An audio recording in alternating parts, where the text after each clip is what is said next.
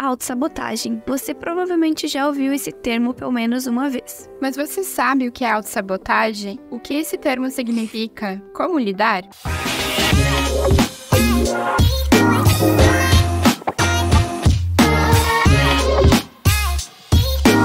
Desenrola aí!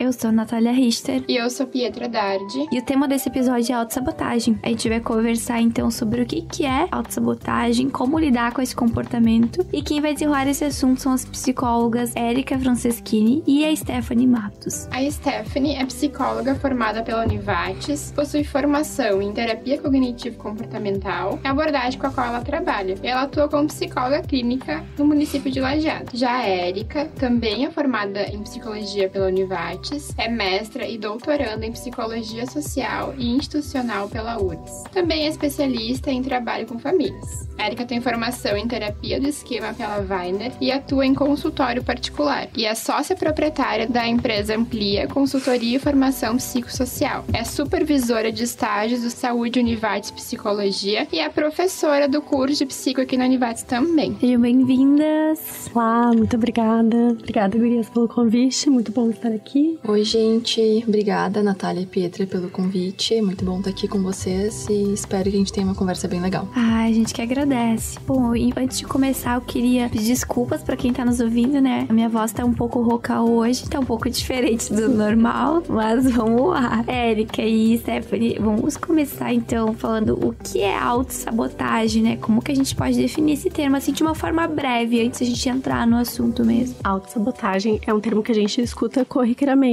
né? Mas nem sempre a gente tem esse entendimento do que ele vai realmente remeter, né? No sentido etimológico, então, da palavra, auto, né? É aquilo que se volta pra gente, né? Pra nós mesmos. E sabotagem é esse ato ou efeito de prejudicar, dificultar uma atividade, né? Então, a autossabotagem é esse voltar-se pra si mesmo naquilo que vai me prejudicar pra atingir certo objetivo, né? Pra ter um resultado tal qual eu espero. Então, é muito mais do que atrapalhar, né? É impedir que se possa dar o melhor de si diante daquela situação, diante daquela vivência, né? Daquela experiência. Então, a gente se coloca numa posição muito mais de paralisia em alguns momentos, em outros a gente se coloca numa perspectiva mais de um esgotamento, né? Ou seja, são extremos que a gente atinge para não realmente encontrar esse equilíbrio e poder lidar com as situações e as adversidades, ou mesmo em questões de desenvolvimento, né, pessoal, profissional, que poderia se esperar, então, daquela pessoa naquele contexto. Acho que só complementando, assim, a fala da Érica, que acho que resume muito bem o que é a autossabotagem, que independe de ser algo assim que a gente quer ou não. E às vezes, justamente quando é algo que a gente quer muito, né, algo que a gente sonha já há bastante tempo, a gente vai lá e acaba se sabotando, assim. Então, independente de ser, né, uma tarefa que tu tá motivada ou não, a autossabotagem, ela pode surgir. Depois a gente pode citar alguns exemplos também, né? Mas antes a gente gostaria de entender se ela pode ser chamada de um transtorno, ela se encaixa nesse significado, ou é outra coisa?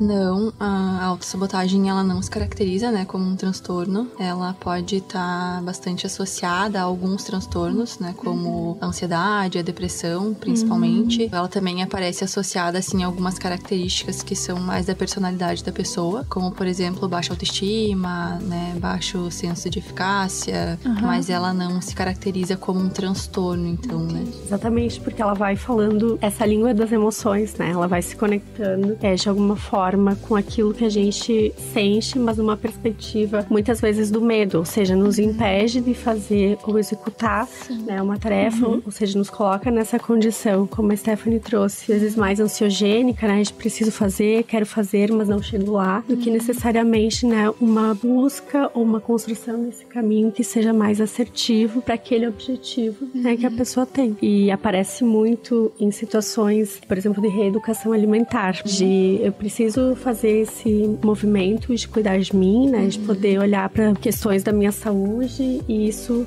diz respeito também a cuidar da minha alimentação. Mas dentro de uma rotina, né? Às vezes correria, agitada, a gente acaba chegando em casa no final do dia e diz assim, não, hoje eu fui guerreira, dei conta do dia, então eu mereço comer aquele bolinho que tá lá em casa, né? Então, não é que a gente não possa, não precisa se permitir, né? Essas questões também de poder sair, né? Daquela dieta, daquela organização, né? Daquela reeducação. Mas é sempre olhar para aquilo, qual é a função, né? O que essa conduta, nesse momento, vai responder. Sim, porque às vezes pode ser uma necessidade tua, né? Tipo, realmente agora eu quero comer isso, tá tudo certo, né?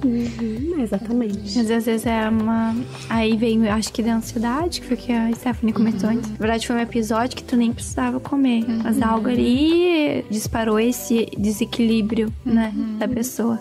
E em que momento que ela surge, assim? Tipo, é algo que vem da infância? Pode surgir ao longo da fase adulta também? Em geral, ela tem esse componente, né? De constituição diante das experiências da infância e da adolescência, né? Mas ela pode vir de diferentes momentos da nossa vida. Quando a gente fala, por exemplo, de pessoas que têm crenças limitantes, todos nós, em algum grau, temos, né, essas crenças. Mas há aqueles que realmente se sentem impedidos, né, de modificar padrões de comportamento, de pensamento, porque de alguma forma foi se constituindo desde a experiência infantil, né, um modo, um padrão, né, para lidar com as situações. Então, pode ser constituído na infância de pessoas com esquemas, né, ou essa modos de funcionar que se ligam muito ao fracasso, né? Então, elas realmente podem ter vivenciado situações da infância que foram estimuladas a evitar fazer algumas atividades para não fracassar, né? Ou seja, eu evito, então não fracasso, e isso não coloca à prova meu desempenho, assim como pode ter uma vivência no trabalho que leva, então, a isso. Eu me arrisquei em algum ponto e eu fui, de alguma forma, né, me sentir punido, e aí, a partir de então, eu começo a não agir para realmente não passar por essa mesma experiência negativa. Né? Então, tem esses dois componentes. Ou até o contrário, assim, tipo, ter medo do sucesso, de repente. Não se sentir merecedor, né? Isso. Ou achar que não vai dar conta, e aí acaba se sabotando porque acha que é muito grande, que não vai conseguir. Aí entra a síndrome do impostor junto, talvez, nesse Também poderia estar associada. Tá associada a um monte de coisa, né, gente? Nossa, é isso, nunca tá ligado a uma coisa só. Acho que tudo tem a ver com a nossa mente, né? Com os nossos sentimentos. Nunca é algo isolado, né? Geralmente tá ligado com outros aspectos também. E às vezes até os transtornos.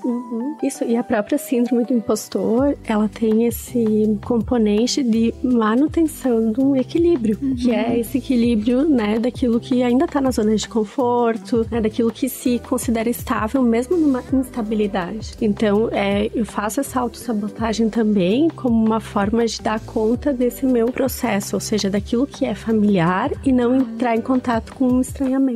Nossa, é isso. Nossa, faz muito sentido. Entrando até em ligação com isso, é que a autossabotagem é um dos motivos que impedem as pessoas de conquistarem os objetivos que elas querem, né? Muitas vezes. Aí um exemplo é tipo, aquela pessoa que estuda muito pra fazer uma prova, se preparou bastante pro assunto, nossa, tá 100% pronto, na hora dá um branco. E aí até tem uma pesquisa, né, que foi realizada pela Universidade Indiana nos Estados Unidos, que a gente encontrou aqui, que constatou que o ato de se sabotar é mais frequente quando o nosso cérebro está no auge da tensão dele, ou seja, aquilo que eu mais quero, nesse exemplo da prova, estudou pra caramba, e não naqueles momentos em que a gente tá muito cansado, tá distraído, é mais em cima dos nossos objetivos mesmo, né? Sim, e eu vejo isso muito relacionado, assim, a essa baixa autoestima e o medo, né, que vem junto disso, de não conseguir dar conta, de acabar fracassando em meio ao processo. Então, eu quero tanto aquilo, né, que o medo de não conseguir ou de não ser da forma como eu imaginei, acaba me levando a utilizar as estratégias, então, né, de autossabotagem. Porque assim, eu não preciso atribuir esse fracasso a mim, e sim a outros eventos, né, ou outras situações que eu acabei provocando, na maioria das vezes, de uma forma automática, assim, não de uma forma consciente, né. Eu vou fazer isso pra me sabotar. Isso. Geralmente não é algo pensado, assim, é algo que vai mais automático e por isso que prejudica tanto as pessoas, né? Porque elas fazem assim sem nem se dar conta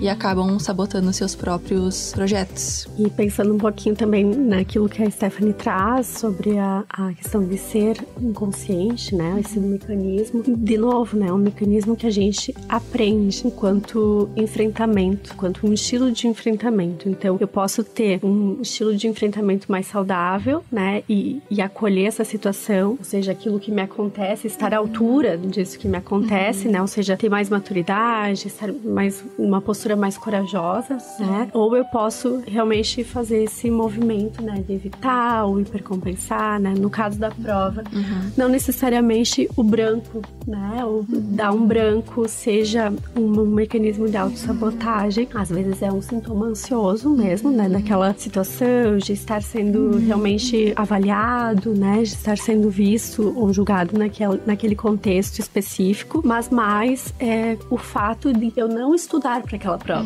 né? Ou seja, eu evito estudar para a prova, porque como a Stephanie trouxe, eu posso, se eu for mal na prova, atribuir o meu fracasso, né? Entre aspas, para alguma questão externa. Então, foi porque choveu, né? Molhou meu caderno, fiz tal coisa. A famosa, meu cachorro comeu meu trabalho. Meu cachorro comeu meu trabalho, né? Tava prontinho, aqui a foto do cachorro comendo o trabalho. Exatamente, né? Então, assim, são certas desculpas, né? Pensamentos que a gente chama de autoindulgentes, né? Quando a gente cria algumas desculpas para aquilo que a gente, então, vai numa perspectiva mais errônea ou não dá conta, né? Naquele momento. E aí, acaba se auto-sabotando. Ou seja, eu não vou para aquela situação justamente para não ficar ou me sentir frustrado. Porque se eu estudei para a prova e eu for mal, eu estou dizendo que eu fracassei, né? Eu me frustrei, eu coloco o meu desempenho à prova e eu tenho a prova, de fato, né? Não vou atribuindo a outras, então a minha falha é interna. E acolher isso é muito mais doloroso, né? Do que dizer que o cachorro comeu o prova.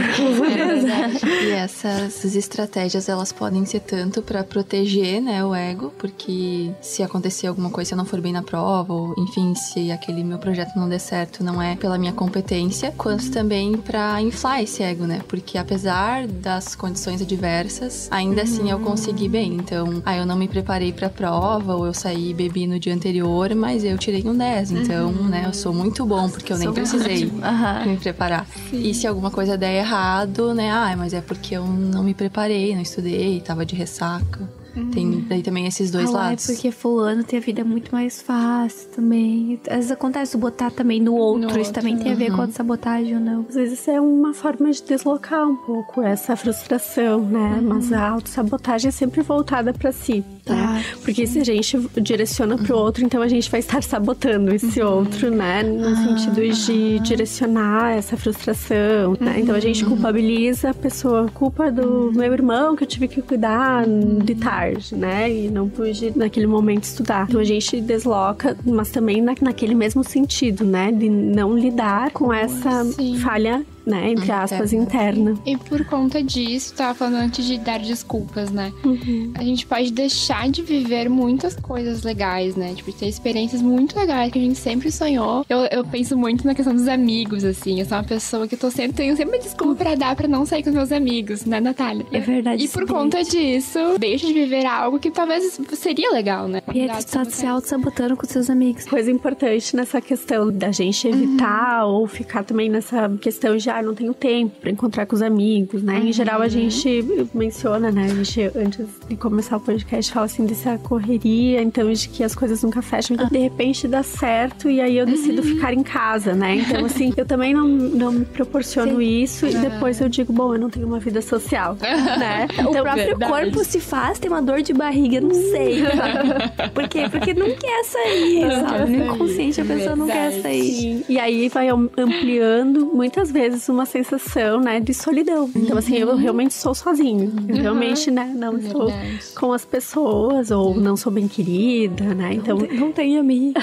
não tenho amigos, ninguém, né, se importa. Ninguém me convida pra sair. Vive dizendo não, né? Quando ninguém convida. Por que ninguém me convida? É verdade. E isso, como a Stephanie trouxe, é uma postura mais inconsciente, né? Às vezes como um reforçador de algum sintoma mesmo, né? Como eu disse, da solidão, então eu estou sozinha, ou realmente algo que vai dizer dessa rotina que não dá conta de dar, né? De acolher esse social, de estar com esses amigos. Então talvez eu esteja muito sobrecarregada. Sim. Ou às vezes até de entrar nesse perfil, assim, de alguém que não se acha merecedor de um bom trabalho, de uma promoção, de ter pessoas legais do seu lado, assim, de coisas que vêm bem de uma autoestima mais baixa, assim, né? De achar que não é merecedor de amigos legais, ou achar que as pessoas não gostam de ti de fato, né? Que tu não tem nada pra oferecer pra elas. Legal, já começa aqui numa sessão terapia, né? Deixar com duas psicólogas. E isso é muito real, assim, porque tem momentos que eu fico, nossa, mas ninguém gosta de mim. Aí começa a pensar em todas aquelas coisas que já fez, porque eu sou uma pessoa muito chata mesmo.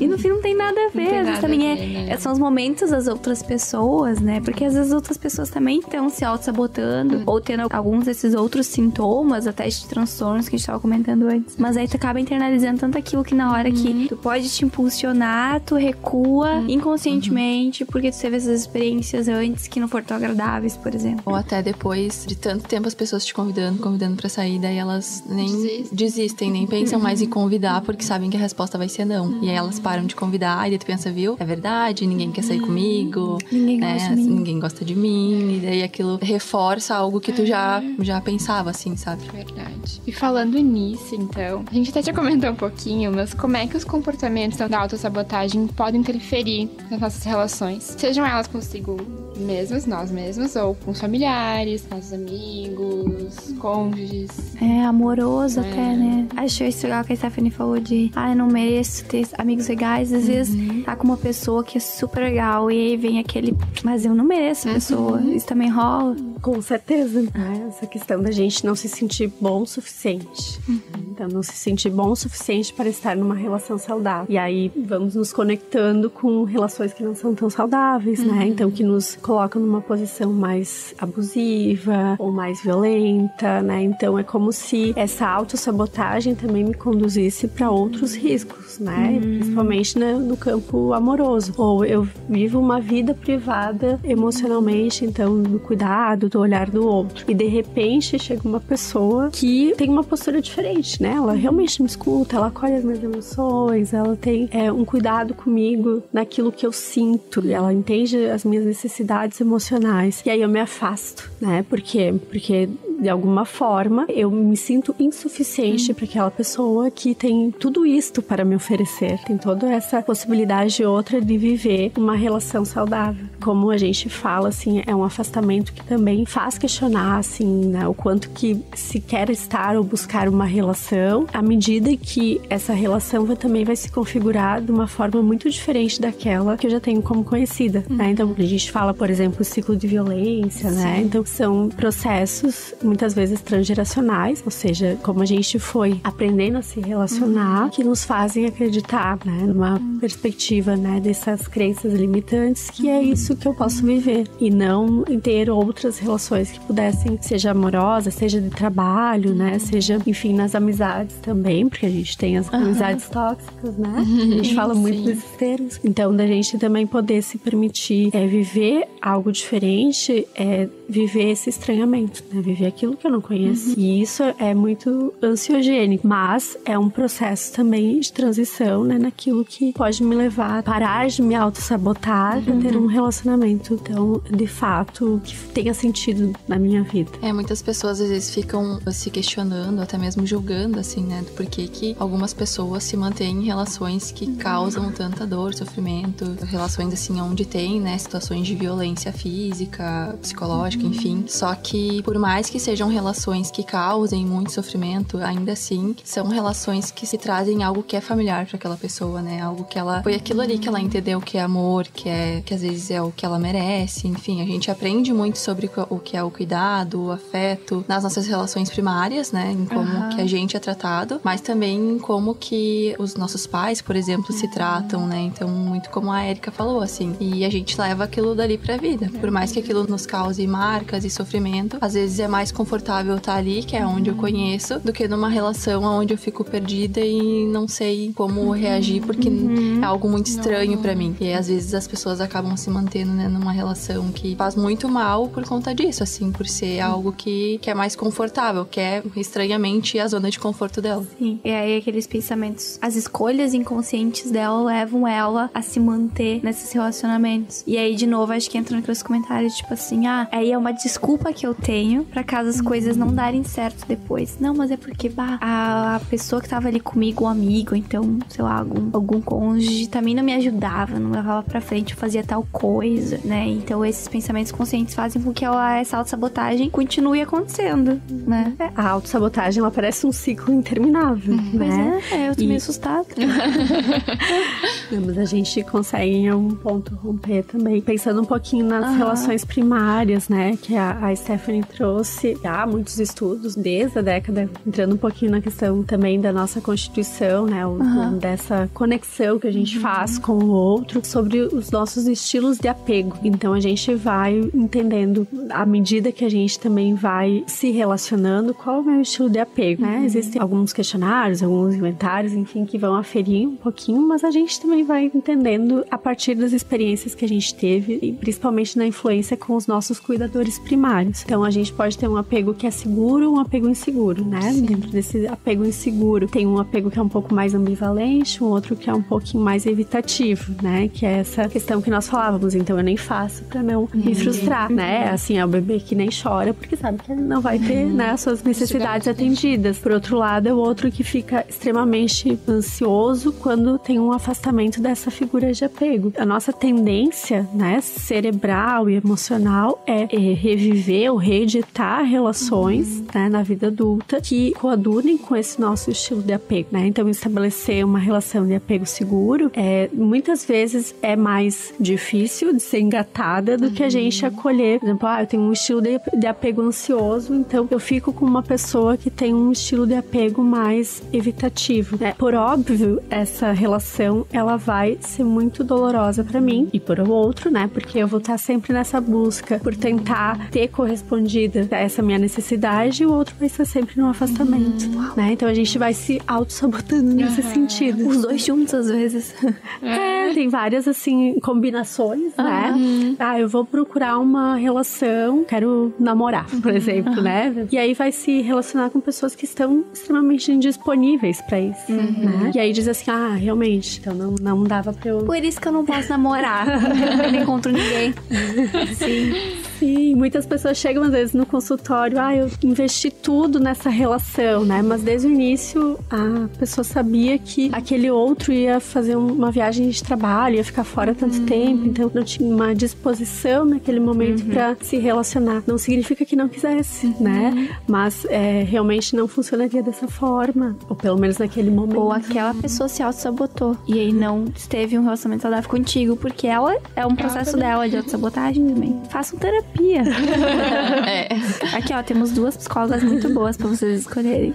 E quais são os principais sinais ou tipos de autossabotagem? Como identificá-la, né? Entender que a pessoa tá passando por esse processo. Bom, alguns sinais, né, então, de que você pode estar se autossabotando. O uso frequente da procrastinação, né? Ficar o tempo inteiro adiando tarefas que são importantes, fazer outras coisas que não são, assim, tão necessárias para aquele momento, ao invés daquilo que tu realmente precisaria dar conta naquele momento, como, por exemplo, eu tenho uma prova super importante no dia seguinte, mas eu vou limpar a casa agora. Aí tu limpa toda a casa e aí não sobra tempo pra te estudar pra prova e no outro dia tu vai mal porque tu procrastinou, né? Um outro sinal também, né, é se envolver em tarefas que são muito difíceis ou em muitas tarefas ao mesmo tempo, porque a chance de tu fracassar, né, de alguma coisa dar errado é muito maior, né? Quando tu escolhe fazer uma tarefa que às vezes tu nunca fez, não tem nenhum conhecimento, então a tua chance de fracassar, de não ir tão bem, é maior do que tu fazer algo que talvez domine um pouco mais. Ou pegar muitas tarefas ao mesmo tempo. Dificilmente tu vai conseguir dar conta de tudo, assim. Então também são formas de autossabotagem. E daí também tem alguns estilos de pessoa, assim, né? Que quando tu vai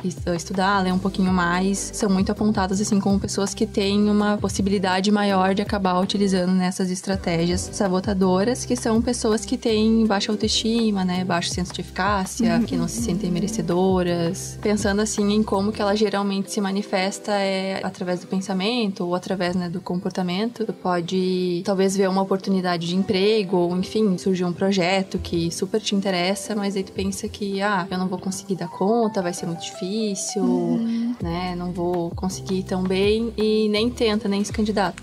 Ou pode ser através de um comportamento, né? Pensando, então, mais nesse lado das relações, que a gente também pode acabar utilizando, né? Da autossabotagem, como a gente tava comentando. Tu tá numa relação super legal, a pessoa te trata super bem, tá tudo dando certo e tá se encaminhando pra uma relação mais séria, mas daí do nada tu começa a achar outros compromissos pra evitar de se encontrar com a pessoa, ou para de responder mensagens e acaba se auto-sabotando naquela relação que podia ser tão legal, assim. E como é que a gente identifica, né? Vocês disseram que é muito do inconsciente, então em que momento a gente torna isso algo consciente?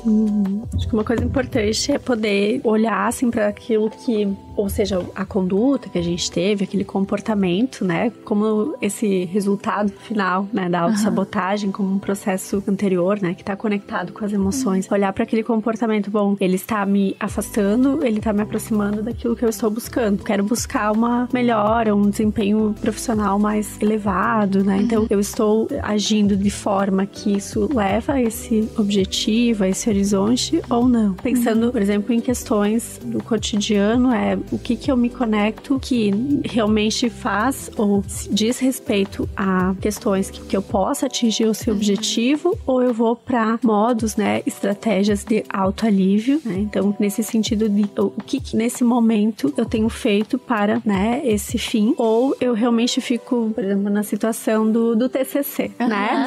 Então, assim, eu vou fazer o TCC e aí eu fico lá assistindo horas e horas de série. Então, eu fico lá na Netflix assistindo série a tarde inteira. E aí chega no momento que eu vejo que o meu prazo tá super curto, né? E aí eu vou fazer e eu não faço tão bem, né? Eu não faço como eu gostaria. Eu não me sinto suficiente. Olha, eu não consegui dar conta. E a gente tenta, nesse pensamento autoindulgente, dizer, não, mas é que eu não tive tempo, né? De alguma forma, a gente perde um pouco esse autocontrole, né, sobre as coisas e acaba se colocando em situações que vêm com esses outros componentes, né? Ou seja, uma pressão, uma sobrecarga. Isso pode levar também a situações ou uma sensação de esgotamento, né? Então, assim, eu tô muito sobrecarregada, né? Mas, de fato, eu tenho conseguido dar conta, assim, dessa rotina. Não quer dizer que a gente não possa, né, assistir ali um pouco da série. Mas será que a gente precisa ficar 6 horas, né? A gente pode assistir um episódio, fazer o TCC, né? Ou seja, fazer outras coisas também, né? Encontrar os amigos. Então, é realmente encontrar esse equilíbrio, né? Quando a gente sente que algo não está, né, indo por esse viés, né, daquilo que realmente e assertivamente me leva para aquele fim, então é bom a gente acender esse alerta, né, e pensar assim, bom, o que eu estou fazendo, né, tomar consciência do que eu estou fazendo para que essa situação tenha chegado, às vezes, em algumas vivências também no limite, né, então gerando outros sintomas como a ansiedade, né, a depressão. Sim, acho que uma coisa também que é muito importante, assim, é a gente trabalhar o nosso autoconhecimento, que só assim a gente vai conseguir perceber, né, quando que a gente tá utilizando dessas estratégias autossabotadoras, ou o que ativa nossas crenças limitantes, quais que a gente tem, quando que elas são ativadas, porque daí, quando ocorrer uma determinada situação, a gente já vai ficar um pouco mais alerta, assim, né, e prestar um pouco mais de atenção no nosso comportamento, no nosso pensamento, e aí a gente pode começar a se dar conta de quando que a gente tá utilizando nessas estratégias, e pode também pensar em formas mais saudáveis de lidar com aquilo, né, pra não ficar o tempo inteiro, então, se auto-sabotando. Então, acho que seria muito importante, assim, a questão do autoconhecimento. Por mais difícil, assim, que seja, né, esse processo do autoconhecimento, ele acaba nos ajudando nessas questões, porque falando aqui é fácil, né, a gente identificar, nossa, eu tenho esse comportamento, eu faço isso. Mas no dia a dia, assim, é muito automático, então a gente não percebe mesmo, né? É um processo, então, assim, né? É um processo, Então, reservar um tempo, assim, pra pensar nessas questões, né, e não é de uma hora pra outra, assim, né? E esses momentos de autossabotagem acabam gerando o sentimento de culpa depois também, né? Exatamente. Porque, de alguma forma, também vai nos levando a nos questionar. Né? Será que eu sou suficiente? Né? Será que eu me coloco nessas relações de uma forma que corresponda, né? Então, eu me sinto culpado por não ter realmente estabelecido uma relação com o outro. Eu me sinto culpado por não ter feito o TCC no período que eu tinha pensado que eu ia fazer. Esse sentimento da culpa, ele vem como um efeito, né? Uma emoção secundária a essa autossabotagem, que é esse padrão, né? Do pensamento funcionar. E tá muito ligado a esse princípio do prazer. Então, de alguma forma, quando se dá conta também, a pessoa acaba se privando de outras, né? Prazeres ou outras experiências que possam realmente levar de novo a uma autossabotagem. Então, é um extremo, né? Quando realmente vem essa culpa, ela também, em algum ponto, ela sinaliza algo, mas nessa perspectiva mais autopunitiva, ela também nos coloca em paralisia, né? Então, eu não faço mais nada, porque eu posso me auto-sabotar, e não é isso, né? A gente realmente conseguir entender como aquela busca, aquela situação, aquele ato vai me conectando de fato com aquilo que eu preciso, mais do que necessariamente aquilo que vai se ter enquanto um resultado. Sim. Bom, então, além de refletir, né, sobre nossas ações e buscar por autoconhecimento, quais são os outros passos que as pessoas podem tomar, assim, pra acabar de vez com esse comportamento? Acho que também a gente pode prestar atenção. Na nossa vida, assim, a gente repete muito. Então, às vezes a gente fica com aquele pensamento, assim, que nem a Erika tava falando agora, né? Nossa, eu me empenho tanto, né? Eu dou tudo de mim na relação, ou às vezes no trabalho, né? Tentando conseguir aí uma promoção ou um cargo melhor, né? E nunca dá certo, assim. Sempre tem alguma coisa que dá errado. E aí, então, da gente prestar atenção, assim, um pouco, né? Nisso que tá se repetindo e tentar refletir mesmo, assim, né? Se não é tu que às vezes tá se auto-sabotando, tanto nessas relações quanto no teu trabalho. E aí, de tanto, né, tudo dá errado e tu não percebe que tu tá utilizando essas estratégias, tu acaba acreditando que realmente o problema é tu, e né, mas tu no sentido, assim, de tu não ser capaz e não ter a competência necessária, só que, na verdade, no fundo, tu tem, só que pelo medo tu não acaba nem utilizando, assim, né, nem se empenhando totalmente. Não puxando as capacidades que a pessoa tem. E todo esse ciclo também acaba reforçando tudo isso que tu acha de ti, né? E uma coisa importante dessa, como parar de se auto-sabotar, é muito separar, né, como eu disse, a questão do desempenho com o resultado, né, que é separar o esforço daquilo que esse esforço pode me trazer enquanto um retorno. Pensando um pouco no nosso modo, né, de ser atual numa sociedade que é imediatista, né, ou seja, se eu tenho isso,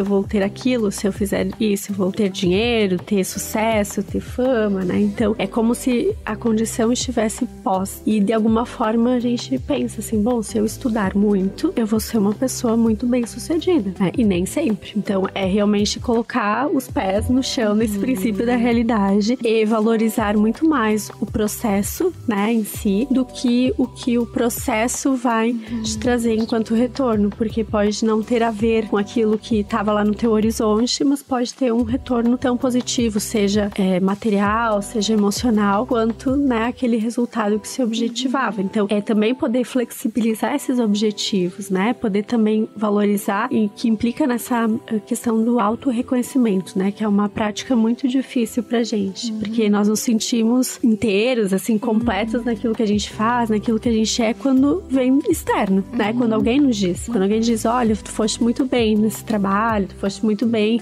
nessa entrevista, enfim, né, naquilo que a gente se coloca a fazer, do que necessariamente a gente olhar, olha, eu me sinto bem por ter feito isso, né, foi o melhor de mim, foi o processo, talvez não foi o melhor resultado, mas foi um processo que eu senti prazer, né, que eu me senti conectado também com aquilo que eu com a validação externa, né, necessidade. Exatamente. Que às vezes tem a ver também com essa questão da culpa, né? Então, assim, eu preciso estar validado pra não me sentir culpado, porque se eu não sou validado, bom, eu fiz alguma coisa de errada, né? Eu corri em alguma situação que não realmente trouxe algum dano pro outro, né? Então, a gente tá muito nesse direcionamento pra fora, né? De uma validação e uma autovalidação, né? Claro que a validação externa também é importante naquilo que vai dizendo dos nossos lugares, dos nossos papéis, mas é o quanto que é importante também a gente deitar a cabeça assim no travesseiro e pensar, nossa, hoje eu dei o melhor de mim, né? Não consegui corrigir todas as provas, não consegui, mas bom, eu fiz o que era possível. E esse possível já foi muita coisa. E buscar ajuda psicológica também é uma forma de identificar isso, né, acredito? Muito. As pessoas chegam muito assim no consultório, né, Stephanie, com esses pensamentos autossabotadores e que eles não têm uma forma, assim, eles trazem muito a situação e não necessariamente aquilo que leva àquela situação. Então são essas crenças de incapacidade, né, de impossibilidades, então tudo é muito difícil, né, eu não sou o alecrim dourado, né? E é difícil a gente se dar conta disso, de que a gente pode fazer muitos esforços e estar, assim, aberto e disposto também pra errar, né? E a gente erra, e a gente se atravessa, a gente se atrapalha. Então é realmente numa posição de acolhimento essas nossas falhas do que um afastamento. E hoje a gente vê muito, né? E as pessoas veem muito intolerantes à falha, né? Aos erros, às questões, seja desse exterior, seja de si mesmo, né? E quando a gente nos cobra, quando a gente diz assim, eu errei, e quando a gente coloca como algo que nós precisamos reparar, é muito mais pesado, né? Porque a gente tem, vamos dizer assim, mais intimidade pra gente se autoexigir, autocobrar do que esse olhar do outro, né? Esse direcionamento externo. É uma intolerância, assim, ao fracasso muito grande, né? Por isso até tem muitos estudos com relação tanto à autossabotagem quanto à procrastinação no ambiente universitário, porque é geralmente, assim, o lugar onde a gente tá, né, ingressando ali na vida adulta, estão aumentando as responsabilidades, e aí, então, nossas habilidades e as nossas competências são o tempo inteiro, né, testadas, e aí essa dificuldade, né, de lidar com o fracasso, de entender que todo mundo erra de vez em quando, não consegue ser perfeito em tudo o tempo inteiro, acaba levando a gente, às vezes, a utilizar essas estratégias, né, de se sabotar ou de, enfim, utilizar da procrastinação pra proteger o nosso ego mesmo, né, porque a gente tá o tempo inteiro ali tendo que provar que a gente é bom, e isso parece quase uma necessidade, assim mesmo, sabe, de mostrar que tu é bom e de não poder falhar naquilo. É uma época complicada. Que bom que passou já, né? Pra nós, pelo menos. A Pia ainda tá nesse processo, mas a gente entende, Pia. E às vezes até experiências, né? Hoje, manhã, na aula, a gente fez uma simulação de atendimento. Então é aquela questão assim, quem que quer, né, se voluntariar ser o terapeuta, né? O psicoterapeuta ali na situação. E fica todo mundo assim muito quietinho. Não passa por esse olhar, né, de vou vivenciar essa situação, vou experimentar essa situação, eu vou aprender com ela, mas passa muito assim, o que as pessoas vão pensar ser, né? Como é que eu vou ser julgado, avaliado? Será que eu vou ser visto como um mau psicoterapeuta se eu aqui no processo de aprendizagem da, né, faculdade tiver alguma conduta que não for tal qual, né? Nem é errada ou certa, mas às vezes não tá adequada para aquela situação, né? Então, olhar um pouquinho para isso também, às vezes é nos sabotar no nosso processo de ensino e aprendizado, que é não se permitir também ou se experimentar. Parece que antes mesmo de aprender, tu já tem que, né, saber fazer. Eu sentia muito isso, sabe? Até eu lembro, a gente teve uma época, em todos os cursos, acho que passa por uma disciplina de psicologia, né? É uma disciplina de comportamento, algo assim. Não lembro bem qual é o nome da disciplina. É da base ali, né? Isso. A gente teve com a Priscila Pavan, né? O professor não trabalha mais aqui na instituição. Ela pediu assim, qual que, né? Acho que foi uma das primeiras aulas, assim, um problema de vocês, que vocês acreditam que vocês têm. Eu falei, nossa, eu sinto o tempo inteiro que eu tenho que saber tudo. Eu não consigo admitir que eu não sei algo. Se eu não sei, eu fico tipo, como assim eu não sei? Mas se eu não aprendi, eu não tenho como saber. E eu sentia isso até aquele momento, firmemente. Não, mas eu tenho que saber tudo. Não sabia dizer, não, eu não sei isso. E aí, aprender que tu pode não saber é um processo difícil. Aprendi muitas coisas, hoje eu não sei. Eu digo, não sei, eu não faço ideia. Não faço ideia, mas vamos lá, vamos descobrir o que é. E é difícil. É muito difícil. Exatamente, essa dificuldade também, tanto pra si, né, quanto o que vão pensar se eu disser que eu não sei sobre tal assunto, sobre tal questão, né? A gente na psicologia o tempo todo é requisitado a falar sobre muitas coisas, né? Vocês também na comunicação devem ter essas situações. E, bom, às vezes a gente não se apropriou, né? Não leu, não se aproximou daquilo. Então, o que acontece? É muito mais saudável tu realmente recuar e dizer, olha, eu não estou preparada neste momento para poder falar sobre isso, do que estabelecer daqui a pouco uma conversa ou explicar algo que não faça sentido ou que acabe violando outras, né, questões, expondo pessoas. Então, é realmente ter esse cuidado com o outro, é também poder dizer daquilo que a gente, né, tem enquanto possibilidade. Ou nesse momento eu não quero me colocar dessa forma ou sobre esse assunto, porque eu acho que eu vou daqui a pouco falar alguma besteira, né? E isso também vai dizer sobre o meu lugar profissional. Então não é porque eu não fiz, é exatamente porque eu fiz que eu acabei, né, incorrendo nessa situação. Então é realmente poder se autoanalisar, né, sobre aquilo que vai ser discutido. E, claro, e ter os espaços também que a gente pode se arriscar a tentar dizer sobre alguma coisa, né? E estar aberto justamente para poder entrar em dissenso, de poder escutar o outro, de poder ampliar, né, a nossa percepção sobre algo, nosso conhecimento sobre algo, mas é realmente fazer circular, né, essas questões ou essas conversas. Sim, isso me lembrou de uns vídeos bem legais que eu vi na internet as últimas semanas. É um cara que entrevista, eu vi 2 tipos diferentes, assim. Um cara que entrevista médicos de diferentes especialidades. Só que ao invés de ele fazer perguntas da especialidade deles, ele faz de outras, né? Por exemplo, para um ginecologista, fazer uma pergunta da cardiologia. E nenhum deles sabia responder porque não era a área deles. Né? Também tinha outros que eram de alunos para professores do ensino médio, ensino fundamental. Esse aí eu vi. E aí, do quantas vezes a gente acha que porque aquela pessoa, né, estudou aquilo, ela tem que saber responder tudo. Quando, na verdade, geralmente a gente vai se afunilando e se apropriando de um determinado assunto, né? E, então, ninguém tem que saber tudo, né? E ninguém nem conseguiria dar conta de saber tudo. Se a gente fosse tentar se apropriar de tudo, de um assunto, a gente provavelmente não saberia nada, porque ia saber o raso, assim, de cada um. E aí uma questão que fica, né? A gente falou muito sobre como é ser muito sobre nós, né?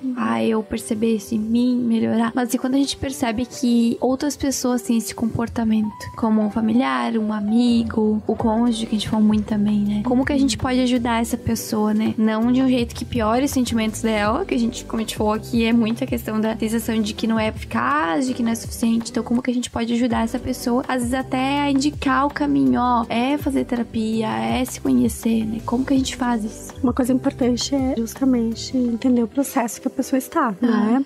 Assim, em que momento que ela está na vida, o que está acontecendo, porque ela está se auto-sabotando. Então, se eu tenho uma proximidade, se eu tenho, enfim, uma relação, um vínculo, né, com essa pessoa, é realmente poder buscá-la, escutá-la, então, oferecer também esse espaço seguro para que ela se conecte com essa situação, tal qual a gente vê, porque a gente fala, né, olhar de fora é uma coisa, mas quem está vivendo, quem está dentro e que ainda não teve esse insight, né, não pegou ainda a situação que está vivenciando, pode ser extremamente violento a gente de chegar e dizer assim, não, tu tá com isso, né, tu tá se auto-sabotando, e que é muito do processo dessa pessoa realmente poder se conectar. E nesse sentido, o nosso lugar, por vezes, né, e quase sempre, é realmente acolher, né, fazer esse acolhimento dessa situação, poder validar também esse sofrimento que vem, né, em decorrência dessa autossabotagem, porque em algum ponto a gente olha assim, não, mas que besteira, isso aí é porque poderia ter feito diferente, e a gente não valida, né, esse sentimento do outro, e isso de alguma forma também dificulta que a pessoa se conecte, porque então ela já vai evitar mostrar pra ti que é amigo, que é, sei lá, esposa, que é namorado, enfim, né, ou alguém que está próximo ali nas relações de trabalho. Eu não vou nem mostrar essa minha fragilidade, porque não vou ter aquilo que eu espero, que talvez seja realmente poder dar esse espaço, né, para que aos poucos, então, se constitua recursos, possibilidades de se atrelar a outras possibilidades, né,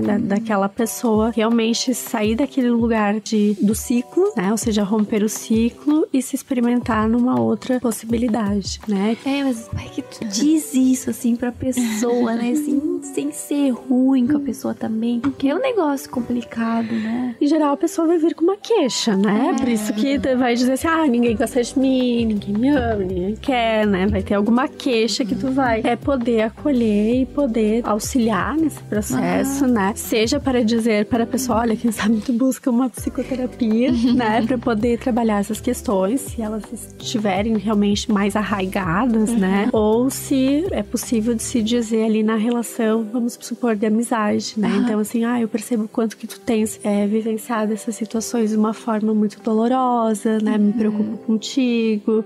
Tu gostaria de falar um pouquinho sobre, né, isso que está acontecendo, né? Tu percebes o que acontece quando tu, daqui a pouco, vive essa situação, é uma situação gatilho, é algo que realmente vai te afastando, né, daquilo que tu está buscando. Dá esse espaço sem necessariamente dizer o que a pessoa vai fazer, né? Porque às vezes a gente dizer o que a pessoa vai fazer não faz sentido pra nós, mas não pra ele, né? Ou pra ela, ali no caso. Então é realmente dar essa vazão, né? Pra poder se pensar juntos também, né? Talvez não seja psicoterapia, talvez seja uma outra possibilidade que vai me ampliar, né? Essa perspectiva e eu poder, então, sair desse ciclo de autossabotagem. Provavelmente, assim, num primeiro momento, se ela ainda não se deu conta, né? Que ela utiliza, assim, dessas estratégias de sabotagem, pode ser que ela precise, né? De um tempo pra conseguir digerir também aquilo, né? Que tu falou pra ela, que tu pontuou. Então, de também dar esse tempo, né? Pra pessoa conseguir pensar sobre isso e se dar conta. Porque num primeiro momento pode ser que ela negue, né? De que não faz isso, nunca percebeu, né? Então, pode ser que ela também precise desse tempo pra pensar e realmente pode ser que seja um tempo longo, assim, porque cada pessoa tem o seu processo, né? Isso aí. Então, pra ela conseguir perceber, não, realmente, o que ela falou, eu tô percebendo agora. E só quando ela perceber e conseguir dar sentido pra isso é que ela vai estar pronta pra também procurar ajuda, né, Erika? Porque se pra ela aquilo não faz sentido, às vezes não tá trazendo, assim, um prejuízo, né, um sofrimento tão grande, muito provavelmente ela não vai procurar fazer terapia ou, enfim, mudar seu comportamento. E às vezes tá trazendo esse sofrimento, né, mas a pessoa ainda pensa assim, bom, mas aqui eu mereço estar nesse sofrimento, né? De novo, essa... Ainda fica naquela negação. Exato. Assim. Né? Então, assim, eu estou num sofrimento, mas esse sofrimento é inerente à minha existência, né? Eu sempre sofri, a vida é assim, então eu me coloco também nessa posição de que é isso, né? É isso que eu tenho enquanto aceita possibilidade. Acho tão bonito o jeito que a Stephanie fala, as estratégias. Você não percebe que ela faz essas estratégias. E é engraçado, né? Mas é tudo mental, tá ali inconscientemente. Tu tá formando várias estratégias pra te auto-sabotar. Isso é bem estranho. E também vai depender muito da pessoa, né? Pode ser que seja uma pessoa que é mais tranquila, assim, que vai ouvir e pensar sobre isso depois. Pode ser que seja uma pessoa mais reativa, que vai ficar super ofendida, né? De tu estar falando aquilo pra ela, vai se sentir, assim, ofendida, assim mesmo. Na defensiva, isso, tava tentando lembrar dessa palavra. E vai, talvez, né, ser grossa. Então, também depende muito da personalidade da pessoa, né? As pessoas sempre ficam com essa dúvida, né? E aí, percebe muito nos outros, não percebem em si, isso também acontece, né? Mas como é que a gente conversa com as pessoas sobre esse assunto? Porque é o tipo de coisa que tu pensa, não, vai fazer terapia, que aí tu vai entender. Mas às vezes a pessoa também não tá preparada, não tá no ponto de iniciar. Então tu tem que conseguir iniciar essas conversas, né? Com a tua família, com os teus amigos. Então é muito bom vocês nos darem esses direcionamentos de como é que a gente pode também auxiliar quem a gente gosta, né? Nesses processos. E fica a dica, né? Pra quem ouve, assim, auxiliar a gente também, né, gente?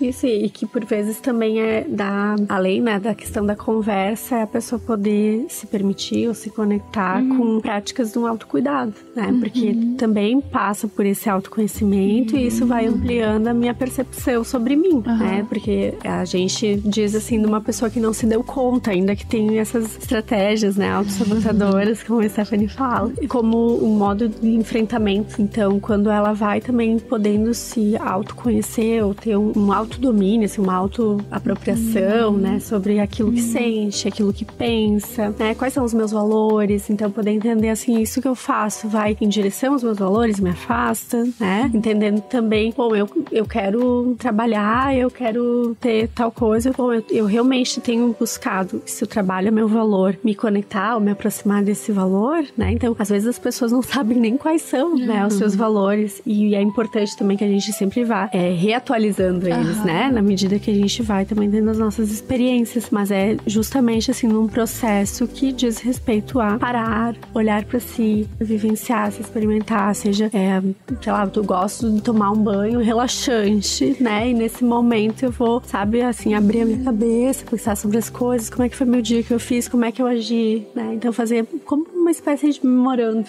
né, do dia também, pra poder entender que a gente passa, né, e os dias passam nessa batida de que, nem vi os dias passar, já é, sei lá, sexta-feira, né, então a gente traz muito dessa... Em junho, já é junho, já é junho. Metade do ano, começa a dar aquele desespero, o que eu fiz? E meus objetivos lá no início do ano. Gente, tudo que eu tinha pensado lá em 1º de janeiro. Todas as promessas, né, As metas. As metas. Meta é mais bonito, isso aí, né?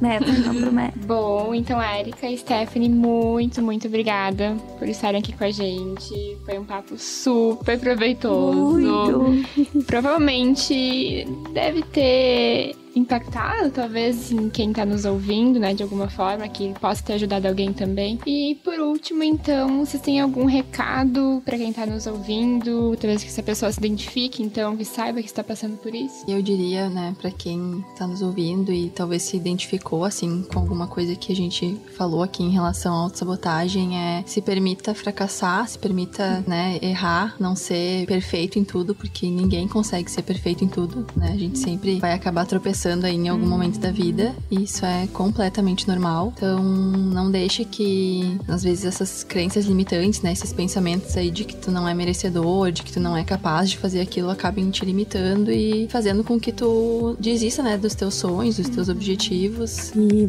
nesse sentido, né, de alguém que possa ter se identificado com essas estratégias, com essas condutas, né, com esse modo, então, de lidar com as situações, também entendendo que a gente também precisa fazer algumas escolhas, né? E dentro dessas escolhas a gente também vai ter perdas, então é da gente poder se conectar com aquilo que a gente tem a ganhar, né? Do que necessariamente o que a gente vai deixar pra trás, porque a gente sempre vai deixar pra trás alguma coisa, né? Se a gente não deixar, a gente tá se auto-sabotando, porque a gente quer carregar o mundo, né? E a gente não tem essa força pra poder carregar o mundo. Então é realmente poder, ou até mesmo numa situação que nem a gente falou sobre a reeducação alimentar, né? A pessoa vai se privar de um prazer imediato pra daqui a pouco ter um prazer mais a longo prazo, né? Daquilo que pode me trazer enquanto melhoria. Bom, eu vou ter mais saúde, eu vou ter mais disposição, eu vou me sentir, né, mais bonita, enfim, né? Cada um com a sua busca, né? Daquilo que também se direciona naquela situação. E aí, complementando e reforçando o que eu já trouxe, poder se conectar com os valores, entender as suas necessidades, né? Não aquilo que o outro diz que é o melhor para mim, né? Aquilo que é prescrito, mas aquilo que eu entendo, identifico que seja de fato bom para mim e como eu tenho agido, né, em direção a isso. Ou seja, poder realmente construir, né, uma espécie de projeto de vida, né, não estando ligado àquilo que dizem, né, ou que se espera, ou porque está na moda, né? Então, eu vou na contracorrente, às vezes pode ser que sim, né? Mas isso vai me trazer daqui a pouco muito mais sucesso do que, por exemplo, todo mundo agora tem que ser empreendedor, né? Então, eu não tenho um perfil empreendedor, mas então eu vou empreender, né? Provavelmente eu vou realmente lidar com uma situação de fracasso, né? Assim como eu posso querer ou ter um perfil e não ir porque se eu investir aqui, depois eu vou ter um prejuízo, então já cria toda uma narrativa de que algo vai dar errado. Então é realmente poder, assim, identificar aquilo que eu sou, aquilo que eu busco, aquilo que eu quero, para poder também agir nesse horizonte, né? Nesse caminho e poder curtir, aproveitar o processo, né? Mais do que olhar para aquilo que tá lá na frente. Bom, muito obrigada mais uma vez. Foi muito legal essa conversa com vocês. E pra quem nos ouviu até aqui também, muito obrigada. Aproveite para assinar a nossa newsletter para receber um e-mail sobre cada novo episódio. O link univates.br/podcast está disponível na descrição do podcast. Aproveite também, nos siga no Spotify e até o próximo episódio. Tchau. Tchau. Tchau.